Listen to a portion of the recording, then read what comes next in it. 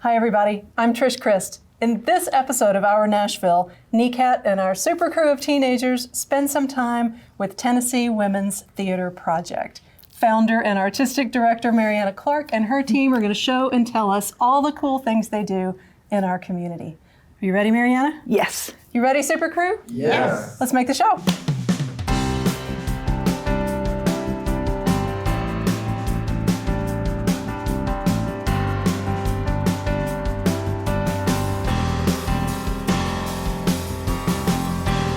It's our Nashville. It's our Nashville. It's our Nashville. It's our Nashville.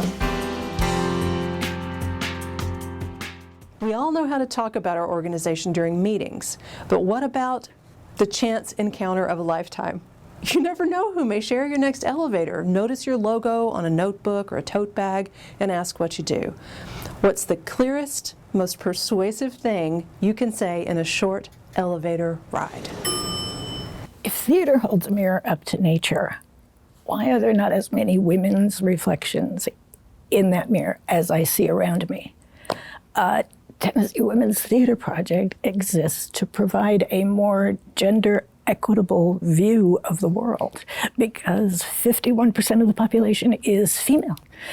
But you do not see us in those numbers on the stage or on the big screen or on the small screen. And when we do appear, we are often sidekicks or, secondary support roles.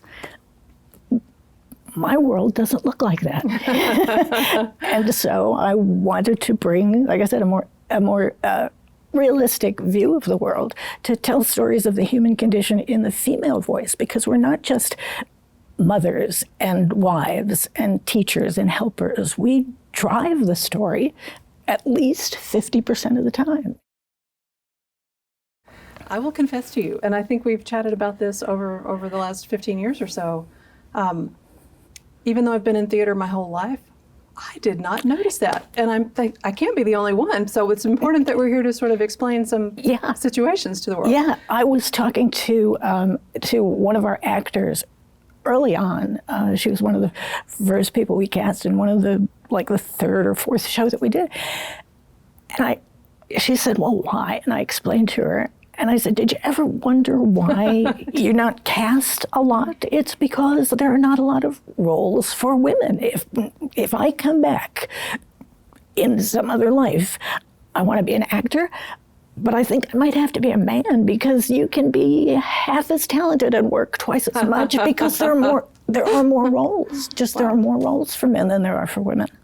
If you go to an audition here in Nashville, I don't know exact numbers, but it feels like 9 out of 10 people there to audition are female, and there might be 2 out of 10 roles that are female. That part I definitely see in the audition pool. Oh gosh, there's a lot of women here. Yeah, it's maybe 65 male, 35% female, and that's like across the board. Mm-hmm. The New York State Council for the Arts did a white paper study years ago, and that's what they found, that, there are, not only are there more men on stage than there are women on stage, but men's plays get to be produced more often than women's plays. I was going to ask about that. Yeah. Crew? Even as far as stage managers, designers, in professional theater, they tend to be filled by men rather than women. Even in some cases, costume design, which you think of as, a woman's area, even some of the costume designers are. Fascinating. Yeah. Fascinating. Mm-hmm. Tell me about how you had the idea, and not just the idea, the gumption to form a theater company to start to shift these percentages you're talking about. I had been struggling as an actor in Nashville after I started to have some voice problems with my singing voice. I was also working, my day job was as a legal secretary. Just a little bit of background. We have a daughter who is now almost 30. It's kind of scary. She started her life as our niece. Her biological mother was Chris's sister.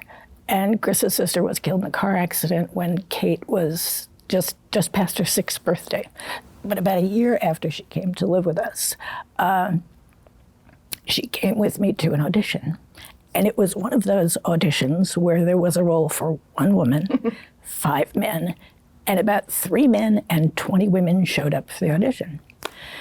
So in the car on the way home, Kate's sitting in the back seat in her little booster seat, and this sweet voice I hear from the back seat, and she says, "When I grow up, I want to be just like you." Aw, especially, considering our situation, that she had been with us for just a year. And then she said the words that changed my life forever. She said, "I want to act and I want to type." And in that moment, right? That's how she was summing up what you do. Yes, and in that moment, I realized that I had to give her something more to aspire to than that. But although typing will get you a job anywhere. That's true. And I still use that skill. But I didn't know what that would be, and it took several years for that seed that she had planted to germinate and grow. And one day I was folding towels, and the idea for Tennessee Women's Theater Project just popped into my head. And so I stopped folding towels and I went to Chris and I said, my husband, "Do you think this is a good idea?" And he said, "Yes." And then I talked to friends, men and women, and asked if, what they thought of the idea, and everyone was very supportive. So I went back to college as an adult learner, and I finished my degree in theater with a minor in entrepreneurship because, it's a business. So I graduated from MTSU, the first person in my family to graduate from college, and my family in New Jersey came down to watch one of 1,200 people drop across the stage and get my diploma. And with the money they gave me as graduation gifts, I filed the 501c3 paperwork because it's not cheap to start a nonprofit. Or to keep one going. Right. What year was that you officially founded? 2001. Wow. Yeah. Wow. And then we didn't do our first production for about 4 years because it took me that long to raise enough money to pay for a production because when I was an actor, I had worked, as you well know, for next to nothing sometimes, and in professional theater, next to nothing. And I knew that if I ever was in a position to pay actors, I couldn't do that to them, that they had to be paid a decent wage for their talent. So it took a while to raise that money. So I think our first production was in 2005. Let's talk a little bit about the different roles involved in a production, both performance roles and crew roles and so forth. How many people come together for you on a typical production? It depends on what the production is. We did our first musical in 2017. And we work with a very good, very small crew because I like to pay everybody. And the bigger the crew, the bigger the budget. And we just don't have that kind of money in our budget. So we usually have the director, that's me, a stage manager, sound designer, someone to run lights and sound. That's one of those is usually me. A producer. For the musical, we had a musical director and a choreographer. So that's a big bunch of folks who are putting time and effort and expertise on the line on behalf of Tennessee Women's Theater Project. And I tried to make as many of those positions as I can women. So our stage manager is always a woman. I always hire a woman because it's just, there's something about being a woman where you don't even have to finish your sentence, She just gets what it is that you want. Yes, I do know that. The sound designer is generally my husband because we have that same kind of relationship. I don't have to finish my sentences. He knows what I want. And then we look for, and I'm sorry, I forgot one key person, and that is the costume designer. So look for designers who are women, because often they don't get a chance to do that in a lot of other places. I am Katie Gant. I'm a lighting designer for Tennessee Women's Theater Project. I've been working on and off for the company since one of their first shows, and I've been doing lights for them, and I stage managed a little bit, but my main focus is lighting design, so I've done a lot of lighting design for them. I like Tennessee Women's Theater Project because though it's a smaller company, I like the shows that they do, and I like the message that they have. They use a lot of local people, and they try to use different people, and they try to reach a different audience, like, you know, people that don't normally see themselves in a play. They can come see something at Tennessee Women's Theater Project, and they can see a story about them. So it's a lot of different stories that you're not normally going to hear in other places, which I think is pretty cool. So, and I like working with Marianne and Chris. You know, they're awesome, and it's always a fun time. So the whole art imitating life is actually kind of a true thing. I know that I work with kids and I work with different people, and seeing movies that the kid can relate to, that's a really important movie, right? And so you come and see theater, and it's the same type of experience.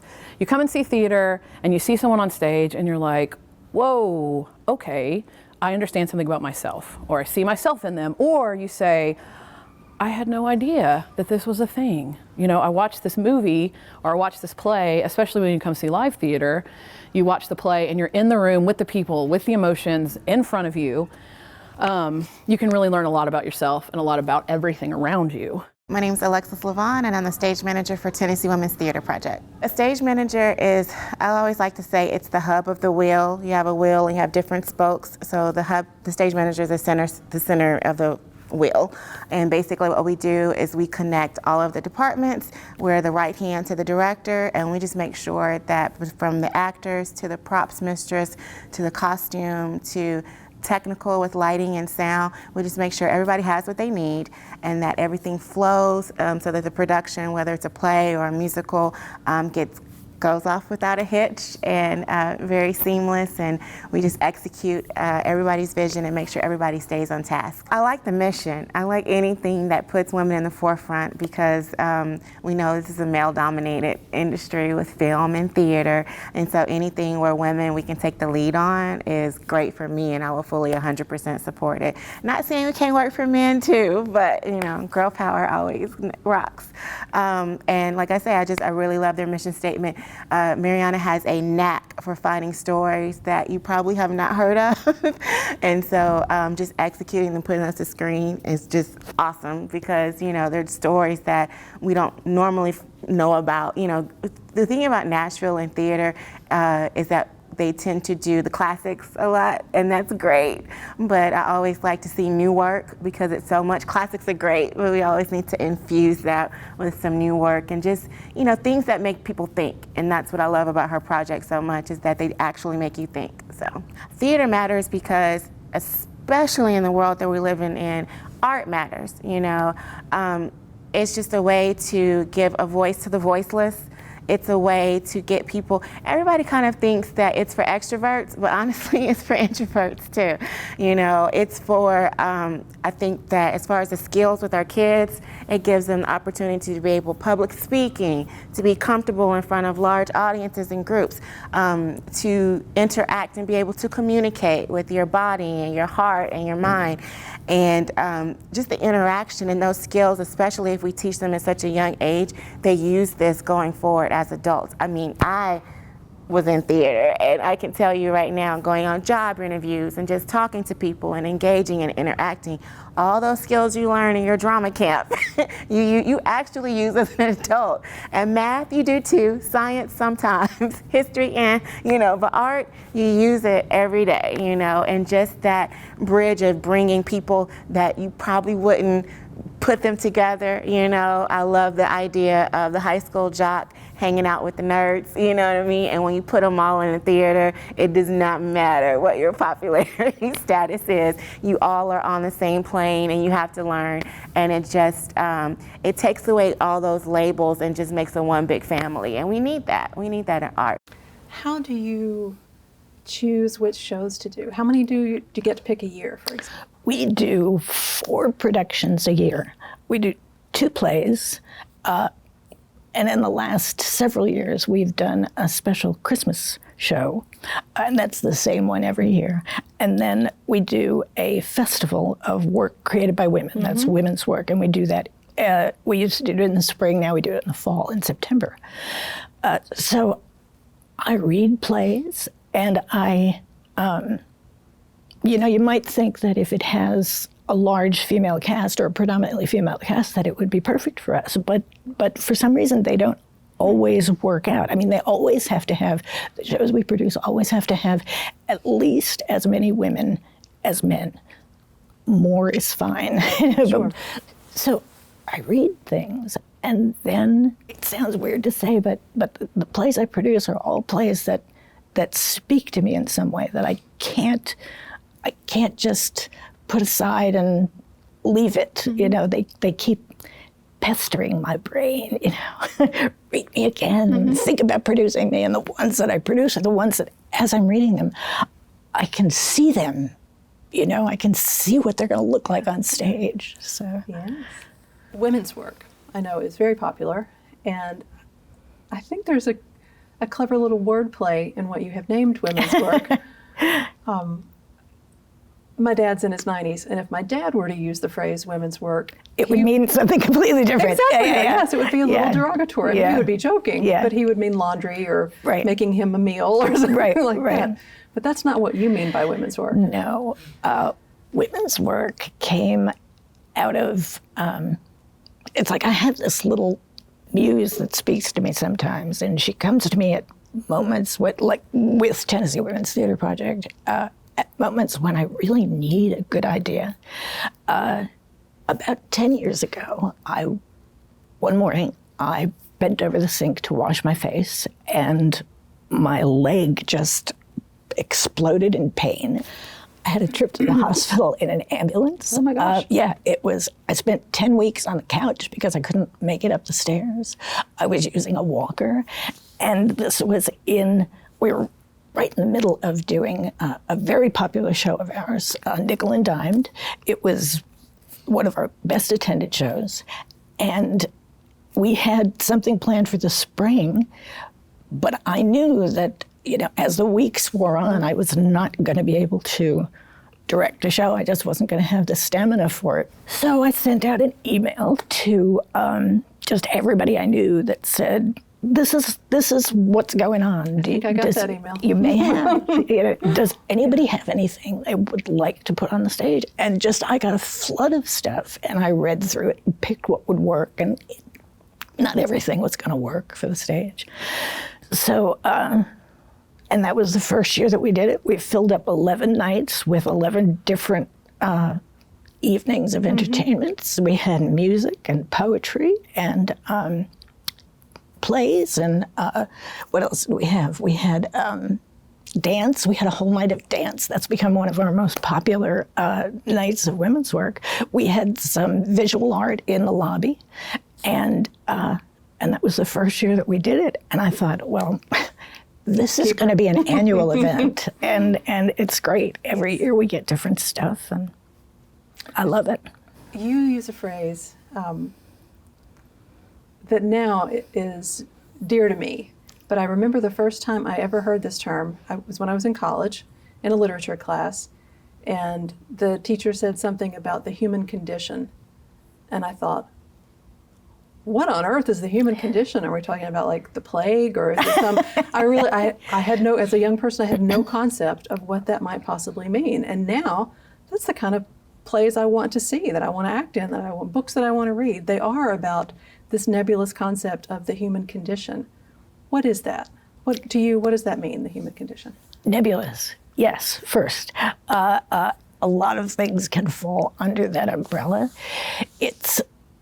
So people tend to think of plays that have majority women in it speak to women's issues, and that men can speak to a broader, more universal, Any issue. right? That women's voices are specific and men's voices are universal. So And that universal aspect is the human condition, the things that go on in people's lives that are not gender specific. However, when you think that only men can speak to things that are not gender specific, it's a great disservice to women's voices and women's stories, because we have just as much to offer on a universal level as men do. Right? Of course. Yeah. It seems so obvious to me and you. It does. And yet, you know, I will have people say to me, well, Tennessee Women's Theater Project, so is it just for women? Do you just exclude men? No, no, the stories very often involve men, but the women don't serve supporting roles or sidekicks. They drive the stories. Your organization is called Tennessee Women's Theater Project, not Tennessee Anti-Man's Theater Right, Project. right. I love men. I'm married to one. Sure. My name is Chris Clark. I am a board member for Tennessee Women's Theater Project. I help produce the shows, and I lift heavy objects for the company. I'm not going to let gender stand in my way. This is the best idea I know in theater. Females are 51% of the population. Females are not in the center of the stage that much of the time. They stand by and wait to be rescued. We know that's not real life, and so Mariana had the idea for this company, and it's a giant spark that won't go out, and so we're very proud to do whatever it takes. The theater we do is the best we can possibly bring to the stage. It is almost always something that's new to Nashville. Sometimes it's a play that Mariana, as the artistic director, has commissioned to be written because she found a story that wasn't being told already. So we're going to educate the audience to things that have not happened in town without being strident about it, without shaking our fingers in people's faces. What we're going to do is educate the audience that women are the strong ones too, and women are the storytellers too. We work hard to try and be members of the community, not just the people who show up and unlock the doors and put on a show and then disappear again. So one of the things we do, this recreation center is busy every day after school. Hundreds of children come in here, and so part of what we do to earn the right to use the theater is conduct professional storytelling and theater craft classes for the children who spend after school hours here. It's kind of a cafeteria. They can play basketball, roller skate, get help with their homework, do something in the library, or learn storytelling until their parental unit picks them up. So we have a short time with them, but we have professional teachers who are already skilled at teaching young people, are very skilled at teaching theater arts and storytelling. And so when we can gather them together, they leave with a little more power over their own stories than they had when they walked in. For someone who might be watching us right now, wanting to get involved, what might they do to support your work? Sure. First of all, get on the mailing list so they know about what we're going to produce. We, at a performance just lately, somebody said, you know, I've been in Nashville for 5 years and I didn't know about Tennessee Women's Theater Project. I know, well, right? Not by any fault of you for reaching out. You're very good at marketing the company. I try. But, you know, we've got all these new people moving into town, and it's so hard for them to learn about local theater because we're not covered in the local media the way we used to be. That's right. So get on the mailing list and then come out to our shows, bring friends to see the shows. We also need board members who are willing to be cheerleaders and surrogates for the company. If you're one of the big organizations, it's easy to attract board members because there's some cachet that goes along with being on the board of, you know, a multi-million-dollar nonprofit.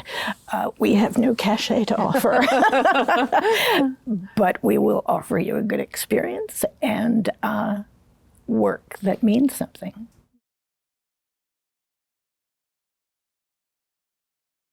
Here we are at my favorite part of the whole episode. It's the speed round of questions. Uh-oh.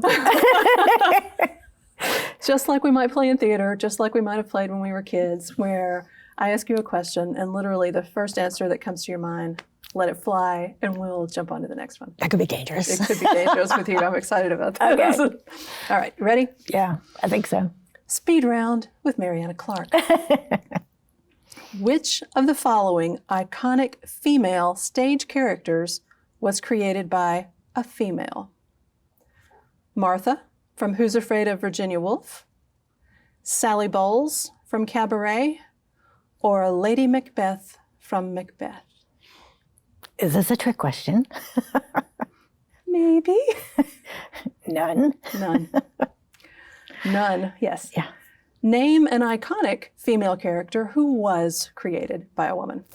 Olympe de Gouges. Ooh, I don't know that. She is she is actually a real life character. I mean, she's a real life person. She was a female playwright during the French Revolution, and Lauren Gunderson used her in a play called The Revolutionists, which was for women during the French Revolution, and it's a wonderful play. Lauren Gunderson is probably my favorite playwright. You've done The Revolutionists. We have. Yes, yes. How would you describe her work? Eclectic. Yeah. Neat. Name 2 traits that make a good playwright. Insight and kindness. Name 2 traits that make a good director. Insight and kindness. This is a surprise one here, I'm sure. Name 2 traits that make a good actor. Yeah, I would say the same. agree. Insight and kindness. What mark do you want Tennessee Women's Theater Project to make on our community? Oh, gosh.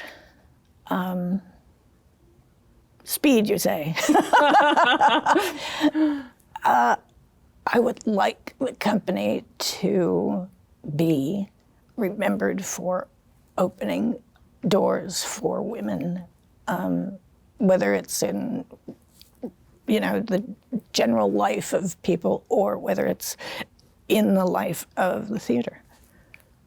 And my last question is a very easy one. What's your website? www.twtp.org. Thank you so very much. Thank you. Thank you.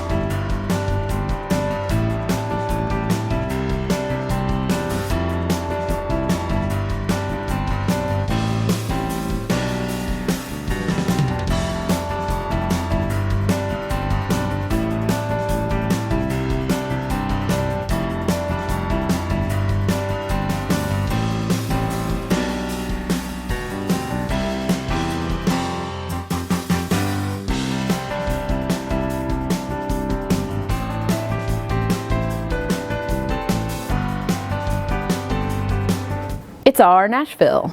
It's our Nashville.